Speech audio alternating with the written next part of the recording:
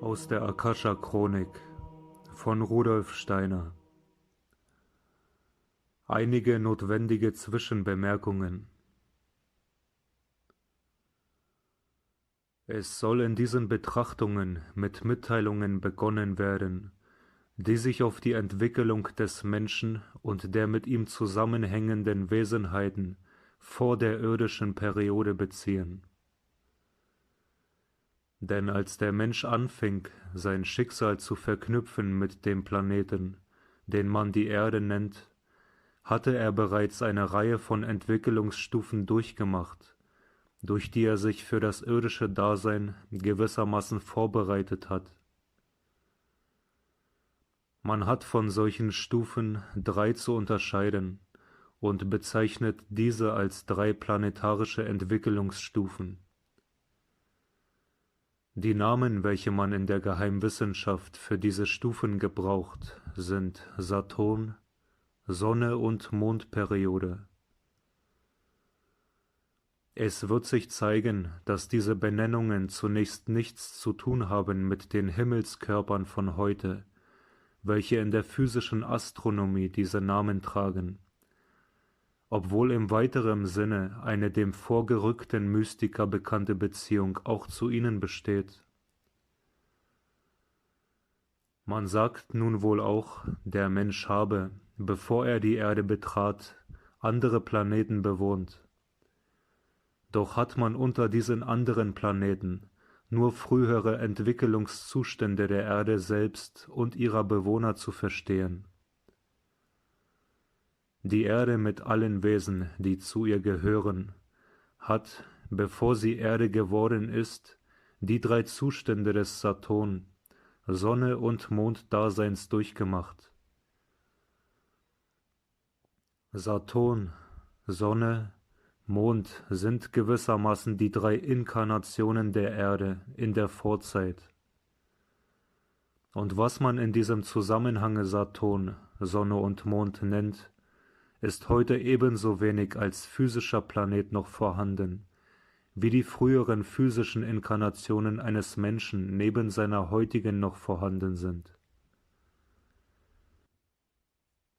Wie es sich mit dieser planetarischen Entwicklung des Menschen und der anderen zur Erde gehörigen Wesen verhält, wird eben den Gegenstand der folgenden Abhandlungen aus der Akasha-Chronik bilden. Damit soll nicht gesagt werden, dass den genannten 3 Zuständen nicht noch weitere vorhergegangen seien. Allein alles, was ihnen vorangeht, verliert sich in ein Dunkel, in das geheimwissenschaftliche Forschung zunächst nicht hineinzuleuchten vermag. Denn diese Forschung beruht nicht auf einer Spekulation, auf einem Spinnen in bloßen Begriffen, sondern auf wirklicher geistiger Erfahrung. Und so wie unser physisches Auge auf freiem Felde nur bis zu einer gewissen Grenze zu sehen vermag und über den Horizont hinaus nicht blicken kann, so kann auch das Geistesauge nur bis zu einem gewissen Zeitpunkte blicken. Geheimwissenschaft beruht auf Erfahrung, und sie bescheidet sich innerhalb dieser Erfahrung. Nur Begriffshaarspalterei will erforschen, was ganz im Anfange der Welt war, oder warum eigentlich Gott die Welt erschaffen habe. Für den Geheimforscher handelt es sich vielmehr darum, zu begreifen, dass man solche Fragen auf einer gewissen Stufe der Erkenntnis gar nicht mehr stellt. Denn innerhalb der geistigen Erfahrung offenbart sich dem Menschen alles, was ihm zur Erfüllung seiner Bestimmung auf unserem Planeten nötig ist. Wer geduldig sich hineinarbeitet in die Erfahrungen der Geheimforscher, der wird sehen, dass der Mensch volle Befriedigung für alle ihm notwendigen Fragen innerhalb der geistigen Erfahrung gewinnen kann. Man wird zum Beispiel in den folgenden Aufsätzen sehen, wie sich vollkommen die Frage nach dem Ursprunge des Bösen löst und vieles andere, wonach der Mensch verlangen muss. Es soll hier auch durchaus nicht gesagt werden, dass der Mensch niemals über die oben genannten Fragen nach dem Ursprunge der Welt und ähnlichem Aufschluss erlangen könne. Er kann es, aber er muss, um es zu können, erst durch die Erkenntnisse hindurchgehen, welche innerhalb der nächsten geistigen Erfahrung sich offenbaren. Dann erkennt er, dass er diese Fragen in einer anderen Weise zu stellen hat, als dies bisher von ihm geschehen ist. Je tiefer man sich hineinarbeitet in die wahre Geheimwissenschaft, desto bescheidener wird man eben. Man erkennt dann erst, wie man sich ganz allmählich reif und würdig machen muss für gewisse Erkenntnisse. Und Stolz oder Unbescheidenheit werden endlich Namen für Eigenschaften des Menschen, welche auf einer gewissen Erkenntnisstufe keinen Sinn mehr haben. Man sieht, wenn man ein klein wenig erkannt hat, wie unermesslich groß der Weg ist, der vor einem liegt. Durch Wissen erlangt man eben die Einsicht in das, wie wenig man weiß, und man erlangt auch das Gefühl für die ungeheure Verantwortung, die man auf sich nimmt, wenn man von übersinnlichen Erkenntnissen redet. Doch kann die Menschheit ohne diese übersinnlichen Erkenntnisse nicht leben. Wer aber solche Erkenntnisse verbreitet, der bedarf der Bescheidenheit und einer wahren, echten Selbstkritik, eines durch nichts zu erschütternden Strebens nach Selbsterkenntnis und äußerster Vorsicht. Solche Zwischenbemerkungen sind hier notwendig, da ja jetzt noch zu höheren Erkenntnissen der Aufstieg unternommen werden soll, als diejenigen sind, welche man in den vorhergehenden Abschnitten der Akasha-Chronik findet. Zu den Ausblicken, die man in den folgenden Mitteilungen in die Vergangenheit des Menschen machen wird, sollen dann solche in die Zukunft kommen. Denn einer wahren geistigen Erkenntnis kann die Zukunft sich aufschließen, wenn auch nur in dem Maße, als es für den Menschen zu einer Erfüllung seiner Bestimmung notwendig ist. Wer sich nicht einlässt auf die Geheimwissenschaft und von dem hohen Richterstuhle seiner Vorurteile herab einfach alles in das Gebiet der Phantastik und Träumerei verweist, was von dieser Seite kommt, der wird dieses Verhältnis zur Zukunft am wenigsten verstehen. Und doch könne eine einfache logische Überlegung verständlich machen, was da in Betracht kommt. Nur werden solche logischen Überlegungen eben bloß so lange angenommen, als sie mit den Vorurteilen der Menschen übereinstimmen. Vorurteile sind mächtige Feinde auch aller Logik. Man bedenke einmal, wenn Schwefel, Sauerstoff und Wasserstoff unter ganz bestimmten Verhältnissen zusammengebracht werden, so muss Schwefelsäure nach einem notwendigen Gesetze entstehen. Und wer Chemie gelernt hat, der weiß vorherzusagen, was eintreten muss, wenn die genannten drei Stoffe unter den entsprechenden Bedingungen in Verhältnis treten. Ein solcher Chemiekundiger ist also ein Prophet auf dem eingeschränkten Gebiete der stofflichen Welt, und seine Prophetie könnte sich nur dann als falsch erweisen, wenn die Naturgesetze plötzlich andere würden. Der Geheimwissenschaftler erforscht nun die geistigen Gesetze, gerade in der Art, wie der Physiker oder Chemiker die materiellen Gesetze erforscht. Er tut das in der Art und mit der Strenge, wie es sich auf geistigem Gebiete geziemt. Von diesen großen geistigen Gesetzen hängt aber die Entwicklung der Menschheit ab. Ebenso wenig wie gegen die Naturgesetze sich in irgendeiner Zukunft Sauerstoff, Wasserstoff und Schwefel verbinden werden, ebenso wenig wird im geistigen Leben etwas gegen die geistigen Gesetze geschehen.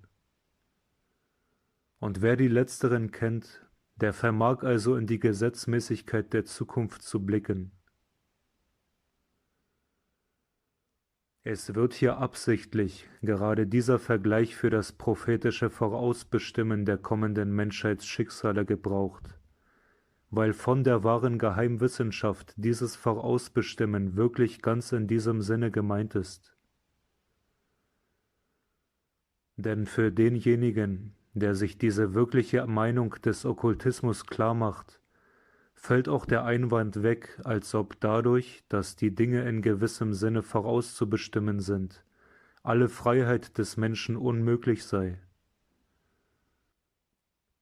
Vorausbestimmen lässt sich, was einem Gesetz entspricht, aber der Wille wird nicht durch das Gesetz bestimmt.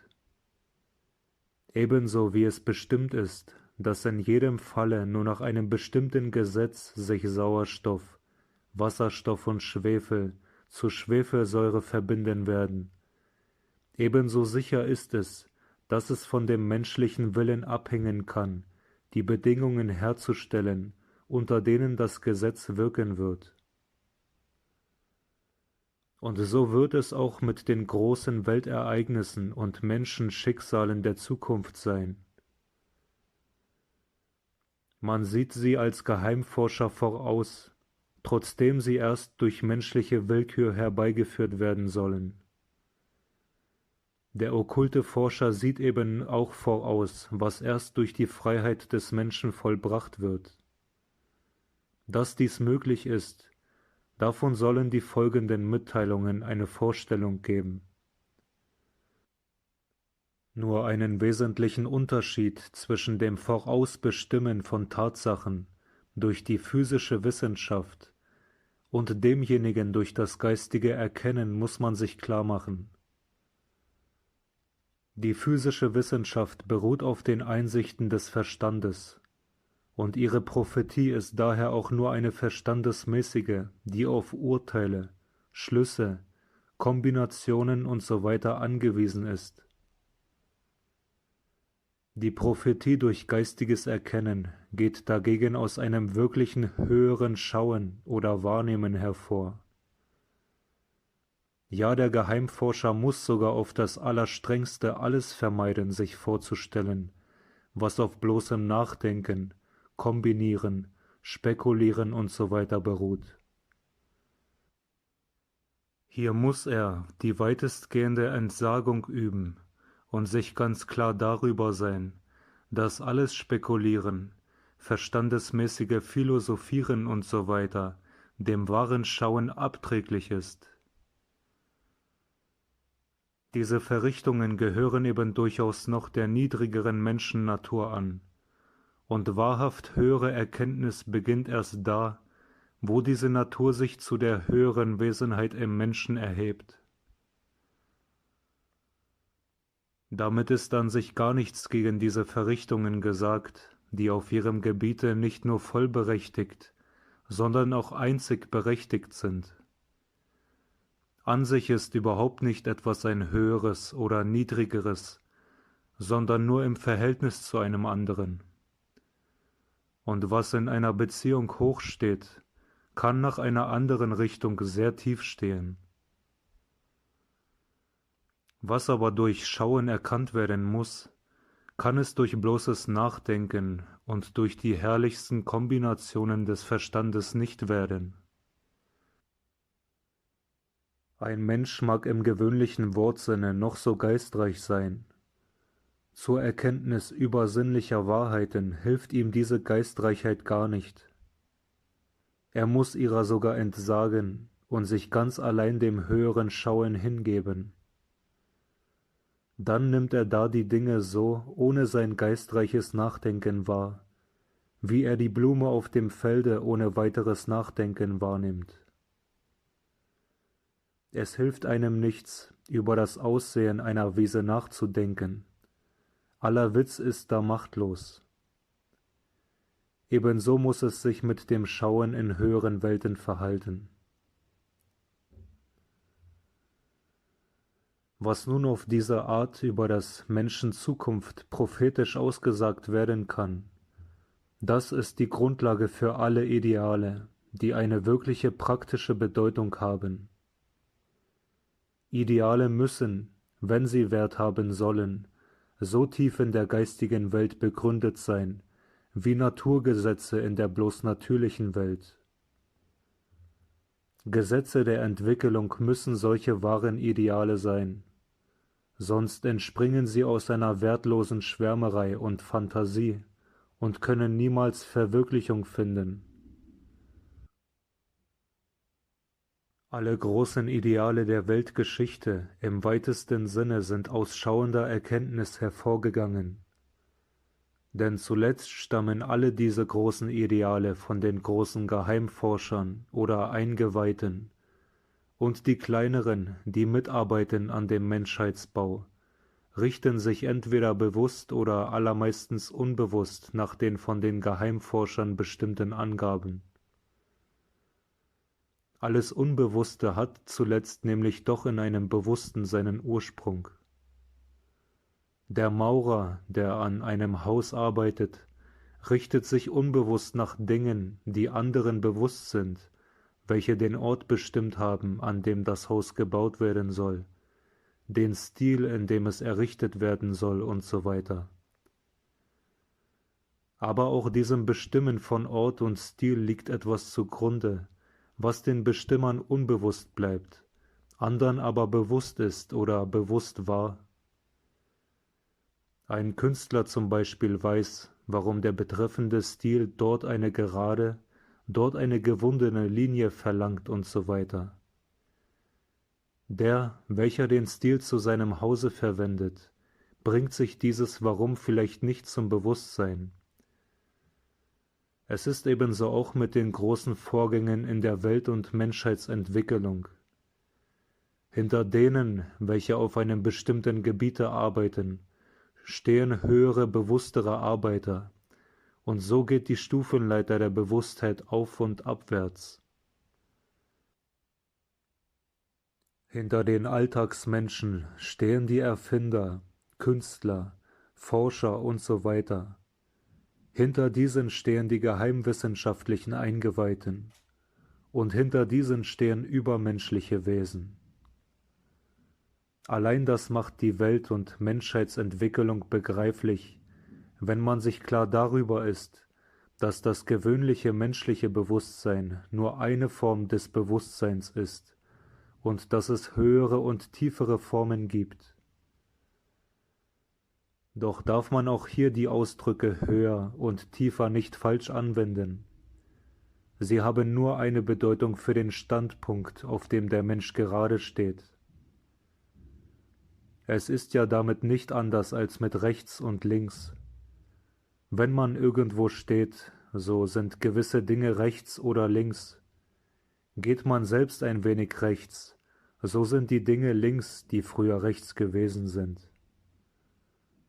So ist es wirklich auch mit den Bewusstseinsstufen, die höher oder tiefer liegen als die gewöhnliche menschliche. Wenn der Mensch sich selbst höher entwickelt, so ändern sich seine Verhältnisse zu anderen Bewusstseinsstufen. Aber diese Änderungen hängen gerade mit seiner Entwicklung zusammen. Und darum ist es wichtig, hier beispielsweise auf solche anderen Bewusstseinsstufen hinzudeuten. Beispiele für solche Hindeutung bieten zunächst der Bienenstock oder jenes herrliche Staatswesen, das sich in einem Ameisenhaufen abspielt. Das Zusammenwirken der einzelnen Insektengattungen, Weibchen, Männchen, Arbeiter, geschieht in durchaus gesetzmäßiger Weise, und die Verteilung der Verrichtungen auf die einzelnen Kategorien kann nur als der Ausdruck vollgültiger Weisheit bezeichnet werden. Was da zustande kommt, ist genau ebenso das Ergebnis eines Bewusstseins, wie die Einrichtungen des Menschen in der physischen Welt, Technik, Kunst, Staat und so weiter Wirkungen seines Bewusstseins sind. Nur ist das dem Bienenstock oder der Ameisengesellschaft zugrunde liegende Bewusstsein nicht in derselben physischen Welt zu finden, in welcher das gewöhnliche menschliche Bewusstsein vorhanden ist. Man kann sich, um den Sachverhalt zu bezeichnen, etwa in folgender Art ausdrücken: Den Menschen findet man in der physischen Welt, und seine physischen Organe, sein ganzer Bau sind so geschaffen, dass man sein Bewusstsein auch zunächst in der physischen Welt sucht. Anders beim Bienenstock oder Ameisenhaufen. Man geht ganz fehl, wenn man auch dabei in demselben Sinne wie beim Menschen für das Bewusstsein, um das es sich zunächst handelt, in der physischen Welt stehen bleibt. Nein, hier muss man vielmehr sich sagen, um das ordnende Wesen des Bienenstockes oder Ameisenhaufens zu finden, kann man nicht in der Welt stehen bleiben, in welcher die Bienen oder Ameisen ihrem physischen Körper nachleben. Der bewusste Geist muss da sofort in einer anderen Welt gesucht werden. Derselbe bewusste Geist, der beim Menschen in der physischen Welt lebt, muss eben für die genannten Tierkolonien in einer übersinnlichen Welt gesucht werden. Könnte sich der Mensch mit seinem Bewusstsein in diese übersinnliche Welt erheben, so würde er dort den Ameisen- oder Bienengeist in voller Bewusstheit als sein Schwesterwesen begrüßen können. Der Seher kann dieses wirklich. Man hat also in den angeführten Beispielen Wesen vor sich, die in anderen Welten bewusst sind und nur durch ihre physischen Organe, die einzelnen Bienen und Ameisen, in die physische Welt hereinragen. Es kann nun durchaus sein, dass ein solches Bewusstsein, wie das des Bienenstocks oder des Ameisenhaufens, in früheren Epochen seiner Entwicklung bereits in der physischen Welt war, wie das jetzige menschliche, jedoch sich dann erhoben hat und nur die ausführenden Organe, eben die einzelnen Ameisen und Bienen, in der physischen Welt noch zurückgelassen hat. Ein solcher Entwicklungsgang wird beim Menschen in der Zukunft wirklich stattfinden. Ja, er hat sich in einer gewissen Weise bei den Sehern schon in der Gegenwart abgespielt. Dass das Bewusstsein des heutigen Menschen in der physischen Welt arbeitet, beruht ja darauf, dass seine physischen Teilchen, die Gehirn- und Nervenmoleküle, in einer ganz bestimmten Verbindung miteinander stehen. Was in anderem Zusammenhange in meinem Buche Wie erlangt man Erkenntnisse der höheren Welten genauer ausgeführt worden ist, das soll auch hier angedeutet werden. Bei der höheren Entwicklung des Menschen wird in der Tat der gewöhnliche Zusammenhang der Gehirnmoleküle gelöst. Sie hängen dann loser zusammen, so dass ein Sehergehirn in einer gewissen Beziehung in der Tat mit einem Ameisenhaufen zu vergleichen ist, wenn auch anatomisch die Zerklüftung nicht nachweisbar ist. Die Vorgänge spielen sich eben auf den verschiedenen Gebieten der Welt in ganz verschiedener Weise ab. Die einzelnen Moleküle des Ameisenhaufens, eben die Ameisen selbst, hingen in einer längst vergangenen Zeit fest zusammen, wie heute die Moleküle eines menschlichen Gehirns. Damals war das ihnen entsprechende Bewusstsein in der physischen Welt, wie heute das menschliche. Und wenn in der Zukunft das menschliche Bewusstsein in höhere Welten wandern wird, dann wird der Zusammenhang der sinnlichen Teile in der physischen Welt so lose sein, wie es heute der zwischen den einzelnen Ameisen ist. Das, was für alle Menschen einstens physisch sich vollziehen wird, vollzieht sich mit dem Gehirn des Hellsehers schon heute, nur dass kein Instrument der Sinnenwelt fein genug ist, bei dieser vorauseilenden Entwicklung die Lockerung nachzuweisen.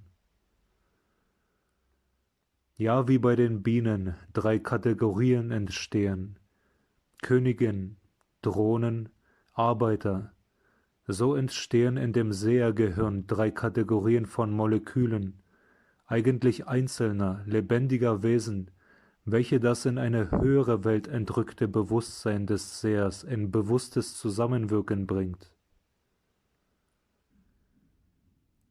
Eine andere Stufe der Bewusstheit bietet dasjenige, was man gewöhnlich Volks- oder Rassengeist nennt, ohne sich viel Bestimmtes dabei vorzustellen. Für den Geheimforscher liegt auch den gemeinsamen, weisheitsvollen Wirkungen, die sich in den Zusammenleben der Glieder eines Volkes oder einer Rasse zeigen, ein Bewusstsein zugrunde. Man findet durch die Geheimforschung dieses Bewusstsein ebenso in einer anderen Welt, wie das beim Bewusstsein eines Bienenstockes oder Ameisenhaufens der Fall ist. Nur sind für dieses Volks- oder Rassenbewusstsein keine Organe in der physischen Welt vorhanden, sondern diese Organe finden sich nur in der sogenannten astralischen Welt. Wie das Bienenstockbewusstsein seine Arbeit durch die physischen Bienen leistet, so das Volksbewusstsein mit Hilfe der Astralleiber der zum Volke gehörigen Menschen. In diesen Volks- und Rassengeistern hat man somit eine ganz andere Art von Wesenheiten vor sich wie im Menschen oder im Bienenstock. Es müssten viele Beispiele noch angeführt werden, wenn ganz ersichtlich gemacht werden sollte, wie es unter- und übergeordnete Wesen in Bezug auf den Menschen gibt. Das Angeführte aber mag genügen, um den in den folgenden Ausführungen beschriebenen Entwicklungswegen des Menschen eine Einleitung voranzusenden. Denn des Menschen eigener Werdegang ist eben nur zu begreifen, wenn man in Betracht zieht, dass er mit Wesen zusammen sich entwickelt, deren Bewusstsein in anderen Welten als seine eigene ist, liegen. Was sich in seiner Welt abspielt, hängt von solchen Wesen anderer Bewusstseinsstufen mit ab, kann daher nur in Verbindung damit verstanden werden.